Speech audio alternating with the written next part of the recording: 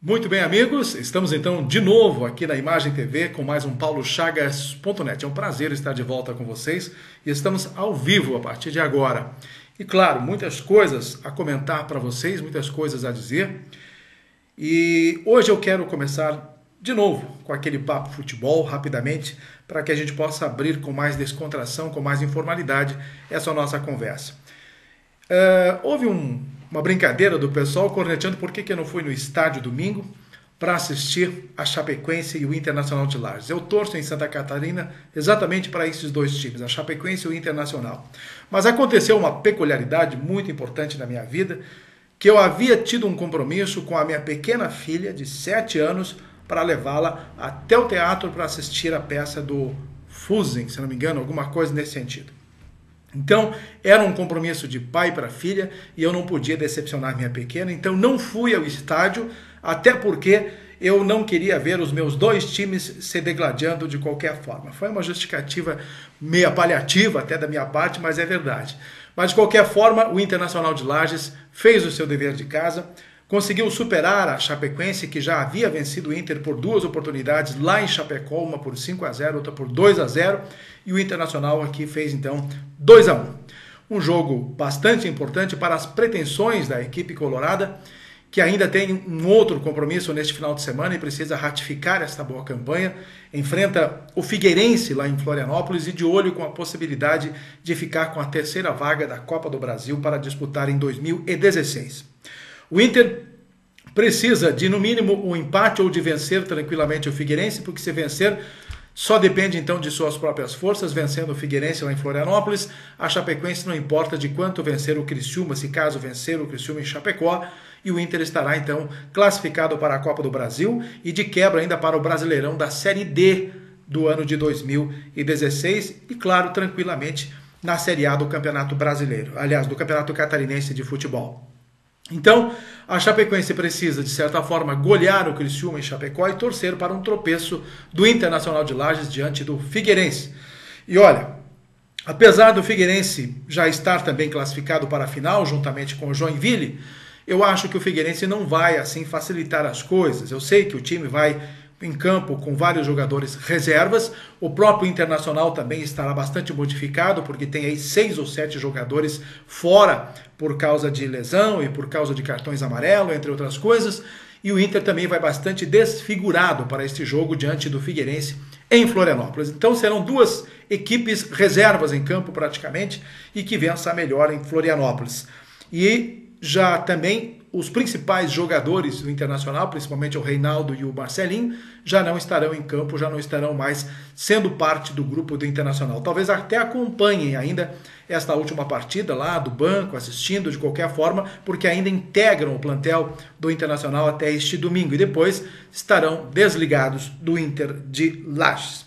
De qualquer maneira, uma rodada interessante nesse final de semana, com poucos atrativos, tirando este jogo do Inter, que precisa vencer o Figueirense, tirando o jogo de Chapecó, que a Chapecoense joga precisando vencer o Criciúma, e de olho no resultado entre Inter e Figueirense. Nada de mais de atração teremos no Campeonato Catarinense nesta última rodada do hexagonal do Catarinense. Depois só acompanhar a decisão, e estou para dizer que o Joinville hoje tem mais time para ser o campeão estadual. Estou apostando que o Joinville será o campeão. Já neste último domingo, ao vencer o Figueirense lá em Joinville por 3-1, com um show de futebol, eu acredito que o Joinville esteja mais credenciado a ficar com o título do Catarinense de 2015, tá bom?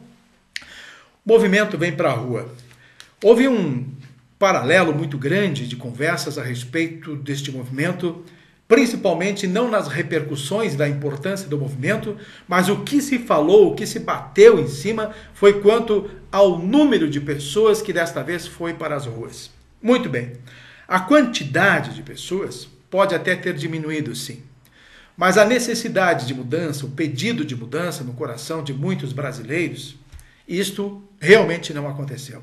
Então, pessoal, eu acho que ficar dizendo, agora foi menos, foram poucas pessoas e porque não sei o quê, não quer dizer. Na minha opinião, se fosse um cidadão a ir para a rua protestar, já teria o seu significado muito negativo para o governo federal, porque estas coisas realmente mexem com a população, mas teve também um desdobramento que pouca gente falou. Se na primeira oportunidade, no primeiro manifesto do Vem Pra Rua, houve mais gente nas passeatas, desta vez aumentou o número de municípios, praticamente dobrou, de 200 para 400 municípios no Brasil. Então aumentou quantitativamente, se querem falar em números, o número de municípios, mas se o número de pessoas que foi para as ruas, eu não acredito então que tenha que ser esse o objetivo de ser comentado agora, foi pouco, foi menos, foi um terço, foi metade, não interessa. O importante é que o povo está indo para as ruas, independente de número de pessoas, para mostrar o seu descontentamento a respeito disso. Eu estava hoje pela manhã assistindo uma entrevista de um cidadão, que eu não recordo aqui o nome dele, mas ele chegou a falar que o objetivo realmente desse movimento não é pedir pela militarização de novo, pelo contrário, tem que abolir essa ideia de trazer os militares de volta para o comando do Brasil. Nem mesmo os militares querem isso e não sei como é que tem gente que ainda pede esse tipo de coisa. Já acabou esse tempo de militarismo e de tudo mais, e ditadura, entre outras coisas. As pessoas estão pedindo isso num momento talvez de chateação, num momento em que não devem ser bem pensado, enfim, essas coisas não podem acontecer. Mas o grande movimento está sendo para pedir a saída da presidente Dilma. Fora Dilma é o que mais estão pedindo. E também fora PT. E isso, na verdade, é o que muita gente não está aguentando. Esse descontrole do Partido dos Trabalhadores e também da própria presidente Dilma Rousseff. Estão pedindo, inclusive, o impeachment do próprio vice-presidente Michel Temer, porque daria a ele a continuidade de tudo isso que está acontecendo no Brasil. Se houve gente aqui em Lages que contesta e que defende Dilma, que defende o PT, tudo bem. Mas, gente, se tudo nesse tempo em que o PT está no governo, desde o Lula, os dois mandatos do Lula e agora o segundo mandato da Dilma Rousseff, tudo neste Brasil tivesse melhorado, estivesse realmente às mil maravilhas, não haveria ninguém nas ruas fazendo manifesto. Não havia ninguém aqui em televisão, meu caso, entre outros, fazendo alguma crítica com relação ao governo federal. Mas simplesmente não dá mais para aguentar. Não dá mais. Esta é a grande verdade e estas pessoas que foram para as ruas estão compactuando comigo e sabem que não dá mais para aguentar este sistema de governo, essa paliatividade, essa falta de governança. Eu nunca vi um governo tão fraco e uma presidente tão perdida no seu campo administrativo. É o que está acontecendo. Não se entendem mais internamente. O PMDB hoje já deu o recado, tanto no governo federal, tanto aqui no estado de Santa Catarina, que quer candidatura própria já nas próximas eleições, lá em 2018. Né? Então, o PMDB não vai mais ficar submisso ao PT nas próximas eleições. Se o PT quiser, poderá ficar submisso ao PMDB. Vai ser mais ou menos isso. O recado já foi dado. O Congresso, o Senado, hoje vota diante das suas convicções e de seus interesses, e a maioria da bancada, da base de governo, hoje tem aprovado ou não aprovado os projetos do próprio governo, dando aí um recado bem claro de que as coisas dentro do governo não estão muito bem. E o PMDB, obviamente, está sendo queimado, está se queimando também com tudo isso que vem acontecendo. Se bem que dentro do PMDB, dentro do PT e outros partidos, existem as pessoas que estão ligadas a essas falcatruas da corrupção nesse Brasil afora. Muito bem. Por falar ainda em política, eu cheguei a comentar aqui na última sexta-feira de que ocorreu uma reunião em Chapecó. Depois eu fui buscar as informações, eu fiquei devendo algumas informações para vocês quando eu estive aqui na sexta-feira, porque foi na quinta-feira à noite aquela reunião.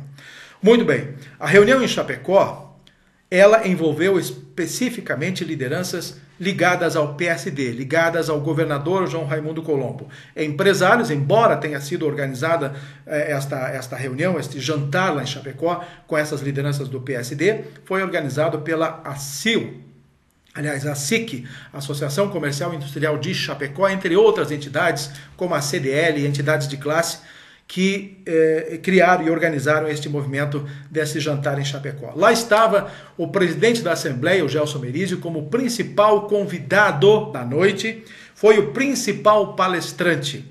Deram um indicativo, com certeza, de que Gelson Merizio, por Chapecó, será o possível candidato, se houver realmente essa necessidade, se não houver mais essa composição envolvendo o PMDB e o PSD em Santa Catarina, o PSD terá uma candidatura própria e não tenho dúvidas que Gelson Merizio foi o candidato preterido por esta reunião, por essas lideranças que lá estiveram. Mais de 10 secretários de estados, cerca de 10 deputados estaduais e federais estiveram participando desta reunião. Inclusive o nosso Gabriel Ribeiro aqui de Lages foi convocado e estava em Chapecó. Até vi ele nas fotografias sentado lá numa dessas cadeiras, das mesas lá do Clube Recreativo Chapecoense durante esse jantar.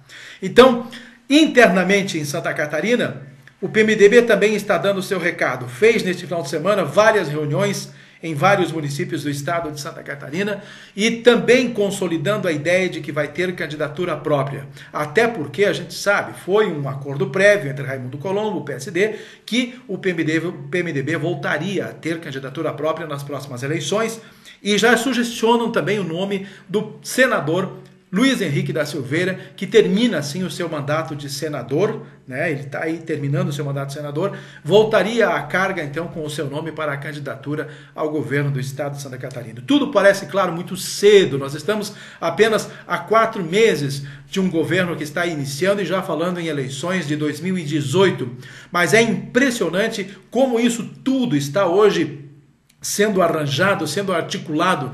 Nunca vi se falar tão cedo em eleições estaduais como está acontecendo neste ano. É o PSD de um lado, é o PMDB de outro, é o PT acanhado também, porque o PT não tem força nenhuma hoje em Santa Catarina. Na verdade, são os dois grandes partidos que já deram essa largada extremamente antecipada, são os dois da base aliada do governo do estado de Santa Catarina. Isso é muito ruim para todos nós de Santa Catarina, uma briga interna que a cada vez mais fica mais explícita diante dos olhos de nós, formadores de opinião, e até por parte da população de Santa Catarina. Falei em Gabriel Ribeiro. Participamos, inclusive a Imagem TV transmitiu ao vivo, você conferiu, a inauguração do escritório regional do deputado estadual Gabriel Ribeiro, aqui em Lages, num edifício bem no centro da cidade, na rua Coronel Córdova. Bacana esta iniciativa do deputado, até porque ele sabe que lá em Florianópolis não tem tempo de atender todas as pessoas que o procuram. Então, uma base com funcionários, ele vai manter 6 funcionários no escritório aqui, na cidade de Lages, exatamente para poder elencar todas essas prioridades de pessoas e de municípios aqui da região que possam procurar e querer alguma coisa com o Gabriel. Ele vai estar despachando pelo menos 2 vezes por semana aqui, na segunda-feira e na sexta-feira, e no resto dos dias, terça, quarta e quinta, lá na capital, em Florianópolis. E a partir disso, eu quero crer realmente que estará dando um passo bastante importante no interesse da comunidade regional como verdadeiro representante na Assembleia Legislativa, e ele argumenta, inclusive, que está fazendo um trabalho em conjunto com o nosso deputado Fernando Coruja também, e os dois trabalhando junto em prol das causas e das necessidades de todos nós serranos. Então, Gabriel e Coruja, os nossos representantes na Assembleia Legislativa, enquanto que a Carmen segue em Brasília também articulando o que pode em benefício do Estado de Santa Catarina e com direção específica à nossa Serra Catarinense. Mas, questionado em algumas coisas, o deputado Gabriel Ribeiro até foi bastante enfático e bastante seguro no que ele disse. Ele foi questionado sobre 2 assuntos importantes aqui na nossa região. O primeiro foi sobre a Sinotruc, uma vez que ele esteve lá na China recentemente, juntamente com o Paulo César da Costa, o presidente da SCPAR, e lá eles conversaram com os chineses para exatamente entender o que está acontecendo, para saber o que os chineses estão pensando a respeito de vir ou não para o Brasil, para Santa Catarina e para Lages, para instalar a empresa montadora de caminhões, a Sinotruc. Gabriel disse que o momento no Brasil talvez não seja muito propício para novos investimentos, mas também ele teve a contrapartida em dizer que para quem tem investimento, para quem tem dinheiro de fora para dentro do Brasil, tem que aproveitar exatamente agora que o dólar está super valorizado contra o real. Então seria um bom momento para os investidores chegarem no Brasil. A preocupação é que se dentro de 1 ano ou 2 não se ajeitar a economia no país e eles não conseguirem colocar os seus produtos no mercado. Então é isso que está pegando então, neste momento. Mas que os novos investidores que estão praticamente se incorporando ao projeto Sinotruc, uma vez que tem a participação chinesa, a participação do governo do estado, a participação do município de Lages e a participação de investidores do Brasil, são 4 frentes que já estão trabalhando.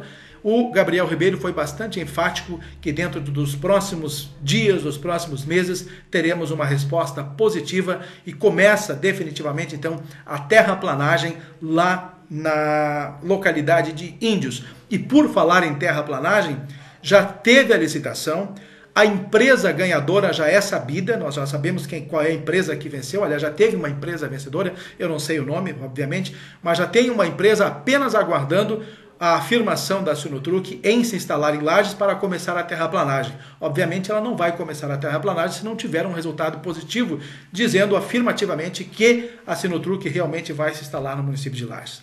Então, as coisas estão agora talvez se clareando um pouquinho mais nesse sentido. Vamos aguardar e dar crédito a estas pessoas que estão dentro de Santa Catarina, articulando então todo esse projeto junto aos chineses para que nós tenhamos a instalação da Sinotruc. E o outro assunto que Gabriel Ribeiro também acabou respondendo e que foi bastante perguntado a respeito, e até os jornalistas que estiveram participando do café da manhã da inauguração do seu escritório regional foram bastante enfáticos, e é verdade. Nós, na verdade, formadores de opinião, estamos juntamente com a comunidade serrana cansados de ver tanta lerdeza diante de um projeto como é esse do aeroporto regional em Correia Pinto. Então, minha gente, saber que agora, apenas agora, depois de 14 ou 15 anos, recém está sendo licitada a energia elétrica, dá uma dor no coração realmente, né? Impressionante como estas coisas não aconteceram antes e por que a questão da energia elétrica não foi estabelecida desde o iniciozinho da obra. Já era para estar toda a rede de energia instalada ao redor daquele complexo que está hoje montado lá em Correia Pinto. Mas, de qualquer forma, vai agora ser instalada a rede de energia elétrica. E depois, minha gente, aí eu tenho que dar razão para um leitor do blog que disse que antes de 4 anos ele não vai ver este aeroporto em funcionamento, e eu acho que ele tem razão, mas nas piores das hipóteses, vamos tentar acreditar que em 2 anos nós poderemos ter este aeroporto em funcionamento, com tudo regularizado, com todos os sistemas montados, né, os sistemas de controle do aeroporto, todo o equipamento, enfim, funcionários, uma empresa administradora, não se sabe quem vai tocar administrativamente este aeroporto, para que ele entre em operacionalização. Depois de tudo isso definido, a ANAC definindo, nós sabemos que, a partir de Brasília, Lages já está integrada àquele plano de subsídio de passagens aéreas e tudo mais, sabemos tudo isso. O problema, e o próprio deputado Gabriel Ribeiro colocou como desafio, é conseguir, primeiro, uma empresa que se instale aqui no município de Correia Pinto, que se instale aqui na região da Serra Catarinense, um avião que tenha capacidade de 120 passageiros no mínimo, de qualquer forma não um avião, mas uma empresa que tenha capacidade de fazer transporte de passageiros. Mas o principal desafio é saber se nós teremos demanda de passageiros de Lages para qualquer ponto do país, mas principalmente para São Paulo, onde se ventila esta possibilidade de avião. Mas enfim, existem outras alternativas, que é fazer voos regionais de Lages para Chapecó, de Chapecó para Florianópolis, e fazer esse círculo, né? Vai até Curitiba, vai até Porto Alegre e, claro, estão com a ligação a São Paulo, o que seria realmente um giro mais próximo, que talvez fosse interessante e tivesse realmente aí uma demanda maior de passageiros. Eu não sei de Lages quantos passageiros se interessam diariamente, se nós teremos 30, 40 passageiros diariamente para viajar a São Paulo por aqui. Então, estas questões, e na verdade sempre os nossos aeroportos, nossos voos regulares, esbarraram na falta de demanda, na falta de passageiros. Será que agora nós vamos ter estes passageiros, então, fazendo interligação com São Paulo, Curitiba, Porto Alegre, seja onde for, desde que esta linha aérea esteja instalada aqui na região? Está aí realmente um desafio em questionamento e que nós precisamos pôr em discussão, até através da audiência pública, entre outras possibilidades, não só dentro de Lages, mas chamar toda a região da Serra Catarinense, desde lá de Joaçaba até aqui do meio oeste, que vão se interessar em fazer essas viagens nesses voos regulares que possivelmente teremos, só não se sabe quando. Na pior das hipóteses, daqui a 4 anos. Na melhor, quem sabe, daqui a 2 anos, coisa que eu não acredito. Provem para mim ao contrário. Coisa boa acontecendo aqui no município de Lages, o Salão do Livro. Eu estive neste final de semana comprando os livrinhos, eu fui com minhas filhas e é realmente encantadora esta feira, este Salão do Livro, e está lá bombando na Praça Joca Neves com uma gama de coleções de livros com preços realmente competitivos e bons para que você possa fazer as suas aquisições. Cada livro, um mais lindo que o outro, com aquelas capas fantásticas, com histórias que dá vontade de você comprar todos e levar para casa. É claro que a gente não consegue. Mas o importante é que o evento está acontecendo até a sexta-feira, com diversas atrações, e eu convido você para vir então a Lages, você que é da região, você que é de Lages, não deixe de dar uma passadinha ali na Joca Neves e conferir essas atrações. Eu daqui a pouco mais vou dar uma passadinha de novo ali no Salão do Livro, na Praça Joca Neves, até porque esta semana está repleta de atrações, hoje à noite inclusive, todas as noites às 19 horas tem palestras e as visitações, claro, das escolas que estão aproveitando esta oportunidade para se banhar de cultura ali na Praça Joca Neves.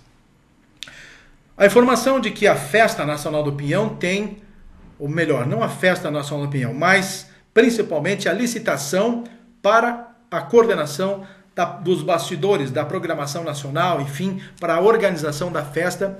A licitação tem prazo até amanhã, às 14h30, para que as empresas apresentem as suas propostas e definam definitivamente se vão acatar a nova licitação e organizar a Festa Nacional do Pinhão deste ano. Como o prazo encerra amanhã, eu acho que as empresas estão esperando até amanhã, até as 14h30, até o último momento, para apresentar as suas propostas. As coisas acontecem mais ou menos assim. Ninguém tão cedo, hoje, antecipadamente, chega lá, eu quero e vou apresentar. Elas vão esperar até o último momento, tem este direito de esperar até a última hora, porque o prazo regulamentar encerra às 14h30 desta quarta-feira. Mas, se der deserta, se nenhuma empresa participar desta licitação, o que pode acontecer, minha gente? Bom, temos a possibilidade do município abraçar toda a organização da festa, como sempre fez, independente dessas empresas, o município sempre teve a oportunidade de abraçar, por que agora iria fugir da raia? Então, de qualquer maneira, já tem um pedigree, já tem know-how, já tem experiência para organizar a festa, né? Então o município mesmo organiza, contrata seus shows e tudo mais dentro das suas possibilidades e faz a Festa Nacional do Pinhão nos moldes como sempre fez. Outra alternativa, que seria a mais drástica, seria cancelar o evento de uma hora para outra e ponto final. Não se faz mais a Festa Nacional do Pinhão. E uma outra alternativa que surge agora, que até eu estava avaliando e conversando com outras pessoas, é que aconteça apenas o Recanto do Pinhão. A festa venha só para o centro da cidade, de forma diferenciada, com alguns shows melhorados no centro da cidade e assim por diante, junto ao calçadão da Praça João Costa, como sempre acontece. Então a festa basicamente se empilharia naquele cantinho do calçadão e que se não tivesse aquele Colégio Aristiliano Ramos, poderíamos realmente pensar em algo grandioso para o centro da cidade. E ainda está incógnita de como é que vai ficar a decisão deste Colégio Aristiliano Ramos, se ele sai ou não sai daquele lugar. Deveria haver um bom senso por parte da Justiça e atender o apelo da população que não quer mais aquele prédio naquele espaço. Mas seja o que Deus quiser. Então, a Festa Nacional do Pinhão, vamos aguardar porque este resultado de amanhã vai ser extremamente importante para o futuro do evento. A partir daí, nós teremos a ideia exata, a noção exata de como é que a CCO, a Comissão Central Organizadora, irá dar conta de fazer a 27ª Festa Nacional do Pinhão, que já está acontecendo paralelamente, né? Nós temos aí a escolha das rainhas, elas já estão divulgando, elas já estão participando de eventos, já tem aí a sapecada da canção nativa também andando, né? Já convocando as pessoas para escreverem suas músicas. Teria o Recanto do Pinhão e, por que não, a sapecada da canção nativa, que faria um festival, então, diferente desta Festa Nacional do Pinhão, apenas nativa, apenas gaúcha, deixando toda aquela parte de shows nacionais de fora. Então, são essas as alternativas que são possíveis e lógico que a Prefeitura vai conversar com a comunidade, vai expor as suas ideias e por que não, então, já que as coisas estão complicadas, que se faça algo, então, bem menor e sem o comprometimento de grandes investimentos de fluxo de caixa para não comprometer aí os gastos do município, que está bastante apertado este ano com a Festa Nacional do Pinhão. E o Recanto do Pinhão bombaria da mesma forma no centro da cidade. Eu gosto muito, só para nós encerrar o nosso bate-papo de hoje, tem duas coisas, mais dois assuntos. Eu gosto muito quando o município realiza ações de cidadania. A exemplo do que aconteceu lá na Uniplac, com a prefeitura, com a polícia militar, com a polícia comunitária, enfim, outras entidades, o SESI, o SESC, participaram fazendo várias ações dentro da instituição. Isso tem acontecido também fora da Uniplac, obviamente, mas acontecido em vários pontos do município. Aconteceu lá no Salto Caveiras, está acontecendo em outras localidades do interior de Lages, mas essas ações realmente fazem com que a população se complete, que ela consiga realmente se organizar e fazer com que documentos e outros problemas menores cheguem até elas para que elas possam ter a resolução dos seus problemas, porque muitas pessoas nas comunidades ainda nem sabem onde se dirigir para fazer uma carteira de identidade, mas quando chegam essas pessoas prontas na área da cidadania para oferecer esses serviços, elas se servem, se sentem bem, acabam lá organizando então seu CPF, a sua carteira de identidade e outros documentos e outras informações, como balcão de emprego, balcão de cidadania, entre outras atividades, saúde, que é muito importante, e a área da educação também entra forte nisso. Então, parabéns a essas iniciativas. Para mim, poderia ter uma ação de cidadania em cada canto da cidade, todos os finais de semana. Seria realmente algo muito importante para o atendimento à comunidade. Descentralizaria esses serviços para as comunidades dos bairros mais distantes aqui do centro da cidade. E para nós fecharmos, eu estive participando no último sábado do encontro da ACATRUT, Associação Catarinense de Truticultores de Santa Catarina. Vocês não imaginam o quanto é importante esta entidade para o pescado de água doce de Santa Catarina. Gente, esses criadores de peixes, eles criam truta, obviamente, mas existem criadores espalhados por todo o estado de Santa Catarina e eles estão extremamente preocupados em produzir e colocar o seu produto no mercado. Mas tem, claro, eles diversos problemas porque eles precisam estar registrados, cadastrados em vários outros elementos do governo federal, junto à Secretaria do Ministério da Agricultura, entre outras atividades ligadas à pesca. Mas, de qualquer forma, a regularização destas pessoas vai dar a eles grande oportunidade de até exportar os seus produtos à base de peixe, à base da truta.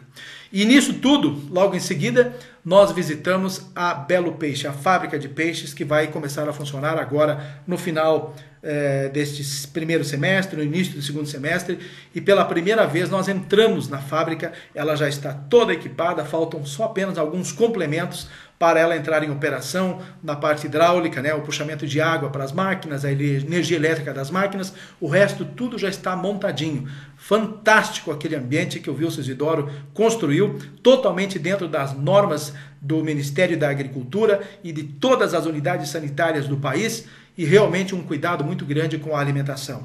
Não somente a truta ele vai receber ali desses truticultores de Santa Catarina que já estão articulados para oferecer a matéria-prima, mas também outros peixes como a tilápia e também a carpa e o jundiá. São outros peixes nativos que nós temos aqui na região que também vão ser oferecidos para a produção aqui desta fábrica de peixes do município de Lages. É importante que a comunidade acredite e que as pessoas que têm estrutura em suas propriedades possam também se servir desse benefício, construindo alguns tanques, claro que terão que seguir alguns parâmetros, e essas informações podem ser conseguidas por técnicos através da EPAGRE, e aí então a transformação desta fábrica poderá gerar renda e muito emprego para as propriedades rurais, não só de Santa Catarina, mas também de outros estados, uma vez que a matéria-prima vai vir também do Paraná, do Rio Grande do Sul e de São Paulo, porque só de Santa Catarina, só da Serra Catarinense, não haverá matéria-prima suficiente